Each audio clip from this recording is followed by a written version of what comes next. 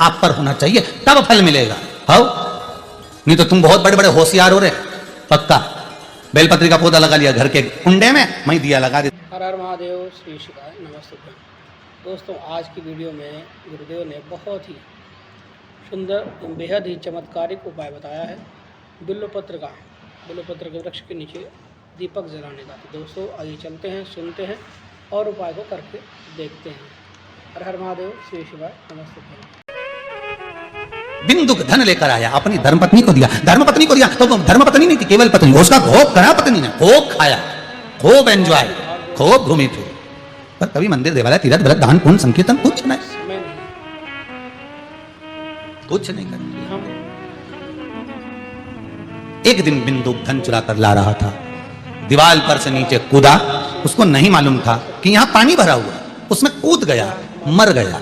शिव महापुराण की कथा कहती है 3 तरह से मरे हुए व्यक्ति को मोक्ष नहीं मिलता। 3 तरह से मरे हुए व्यक्ति की मुक्ति नहीं होती। पहला, पानी में डूबकर मरा हुआ। दूसरा, सर्प के डसे से मरा हुआ। तीसरा, स्त्री के हाथ से मरा हुआ। कामों को पूर्ण करने के लिए नारी के कारण, स्त्री के कारण अगर कोई मर गया है, उसकी मुक्ति नहीं है।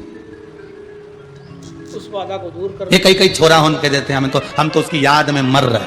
तो हम उनसे एक ही बात के काय को मर रहे, भूत बन जाओगे, प्रेत बन जाओगे, गति बिगड़ जाएगी। स्त्री के चक्कर में कभी मत मरना, जिंदगी नरक हो जाती है। यहाँ लिखा शिव पुराण में 3 तरह से मरे हुए व्यक्ति को मोक्ष नहीं है। पहला, पानी में डूबकर मरा हुआ। दूसरा, सर्प के डसे से मरा हुआ। तीसरा, स्त्री के हाथ से या उसके चक्कर में मरा हुआ। और आपके सभी कष्ट दूर हो जाए। हर हर महादेव। पतियों से निवेदन है, पत्नी के ताबी दुख दे पर मत मरना। क्यों मरे, प्राण क्यों छोड़े? तकलीफ में आ गए, दुख में आ गए, कष्ट में आ गए, हम तो घबरा गए, मर जाए तो अच्छा, काय मरो। और पत्नियों से भी निवेदन है, मरने का प्लान चेंज करो। काय को मरे? हम तो बड़े दुखी हो गए गुरुजी, हमारे तो प्राण छूट जाए तो बड़ा अच्छा। मरो मरो सब कोई कहे, मर के देखो कोई। मरो तो ऐसा मरो कि फिर संसार सागर में जन्म ना हो। मरने मर गए, हम तो मर गए। अब मर भी जाओगे तो भैया काम तो पूरा करना पड़ेगा। जैसे तुम्हारी 8 बजे से ड्यूटी है, रात को 8 बजे तक नौकरी पर अगर जा रहे हो, सर्विस पर जा रहे हो, अगर ड्यूटी पूरी नहीं करोगे तो कोई तुम्हें रखेगा? नहीं रखेगा। अगर आज नहीं करोगे तो बाद में करना पड़ेगा, पर ड्यूटी तो निभाना पड़ेगी। उसी तरह परमात्मा ने जन्म दिया है कर्म का भोग भोगने के लिए। अगर नहीं भोगोगे और जरा सा दुख आया और मर भी गए तो फिर जन्म लेना पड़ेगा, फिर भोगना पड़ेगा, फिर जन्म पुनरअपि जननम पुनरअपि मरणम। जगतगुरु शंकराचार्य जी कहते हैं फिर जन्मो, फिर मरो, फिर जन्मे, फिर मरे। तो ये कब तक करोगे? कई बार एक बार संशय आता है, हम कई बार बोलते हैं कि बेलपत्री के पेड़ के नीचे दिया लगा, बोलते हैं कि बोलते हैं। और घर के लोग इतने चतुर हैं कि बेलपत्री का पौधा घर में रख लिया, उसी के नीचे दिया लगाते हैं। शिव महापुराण की कथा कहती है कि बेलपत्री के पेड़ के नीचे दिया लगाओ। इस उपाय को करके देखिए। शब्दों पर जाइएगा जरा। हो बेलपत्री के वृक्ष के नीचे दिया लगाओ, कोई कहे पीपल के वृक्ष के नीचे दिया लगाओ। किसी ने कभी कहा कि तुलसी के वृक्ष के नीचे दिया लगाओ, नहीं, तुलसी के क्यारे में दिया लगाओ,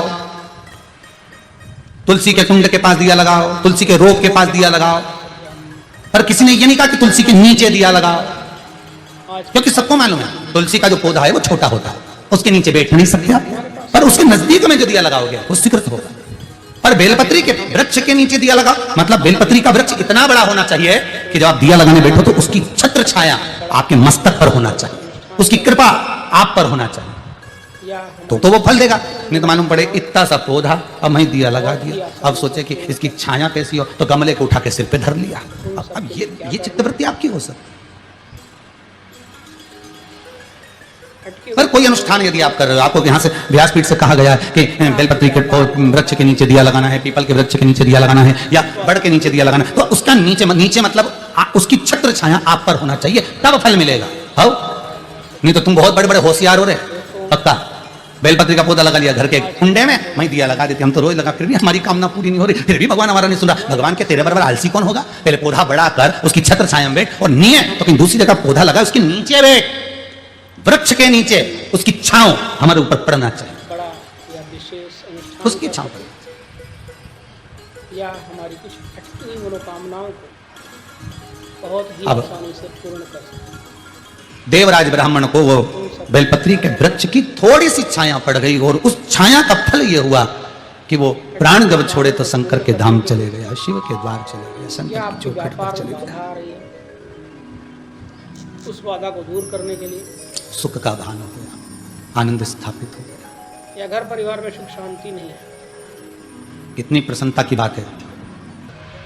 लाखों करोड़ों वृक्ष पूरे भारत की भूमि पर ही क्या, देश में क्या, विदेश में भी आप लोगों ने लगाए उसके फोटो लगातार आप आस्था चैनल के माध्यम से देख रहे हैं। लगातार वृक्ष के फोटो आप आस्था चैनल के माध्यम से देख रहे हैं कि लाखों लोग इस वृक्षारोपण को, बेलपत्री वृक्षारोपण महोत्सव में जुड़े हुए हैं और लगातार वृक्ष लगाए जा रहे हैं, लगातार वृक्ष को रोपित किया जा रहा है। और दुनिया के आज खुशी की बात यह है कि अभी ये पौधे छोटे हैं, पर समय आने पर जब ये बढ़ते चले जाएंगे, जब ये और बढ़ेंगे, इनकी छत्र छाया किसी पापी जीव पर भी पड़ गई तो वो तर जाएगा। जैसे देवराज चोरी करता, धन लेकर आता, कभी भगवत भजन नहीं करता, कभी स्मरण नहीं करता, कभी नाम जाप नहीं करता, कभी नाम कीर्तन नहीं डूबता, पर उसने अंतिम समय में जो प्राणों को त्यागा वो बेलपत्री के वृक्ष की छांव में त्याग दिया, तो शिव का धाम मिल गया, शंकर का। उस बाधा को दूर करने के लिए प्राप्त हुआ शिव धाम, या घर परिवार में प्राप्त हुआ शंकर का धाम। देवराज गया, एक बिंदु के नाम का ब्राह्मण आज की भाग दौड़ भरी जिंदगी धन लाकर अपनी पत्नी को देता था। हमारे पास पत्नी और धर्म पत्नी दोनों में अंतर है। पत्नी पतन के रास्ते पर ले जाती है, धर्म पत्नी धर्म के पथ पर लेकर जाती है। बड़ा या विशेष अनुष्ठान कर सके या हमारी कुछ एक मायके ले जा रही है, वो पत्नी है। शॉपिंग मॉल ले जा रही है, वो पत्नी है। किटी पार्टी में ले जा रही है, पत्नी है। सबके लिए क्या करना है, होटल ले जा रही है, पत्नी है। धर्म पत्नी वो जो पति से कहे बहुत दिन हो गए मेरे को कुबेरेश्वर धाम जाना है, बहुत दिन हो गए मेरे को महाकाल जाना है, बहुत दिन हो गए मैं कथा में नहीं गई, बहुत दिन हो गए मैं गुरु चरणारविंद के पास नहीं गई, बहुत दिन हो गए मैं मंदिर नहीं गई, बहुत दिन हो गए मैं सत्संग में नहीं गई। वो धर्म पत्नी है जो पति को धर्म के पथ की ओर लेकर जाए, धर्म के मार्ग की ओर लेकर जाए, वो धर्म पत्नी। परेशानियों को दूर करने के लिए आपको ये विशेष धर्म पत्नी का फर्ज अदा करो। इस बात को करके देखिए। कभी कभी दिल से कह दिया करो, सुनो आज थोड़ा जल्दी आ जाना। पति पूछे क्यों, आपके घबराहट होगी बेचारा, कहीं होटल तो नहीं ले जा रही वापस, 5,000 का बिल बनवा दिया। सुनो आज थोड़ा जल्दी आ जाना। क्यों, क्या बात क्या है, क्या करना है? कारण क्या?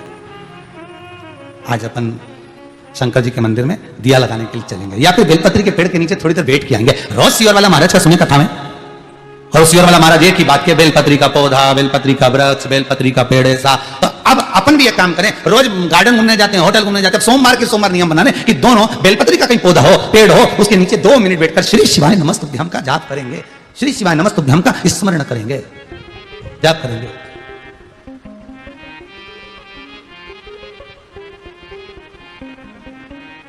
चलो बस दिल से निकले जाओ, दिल से।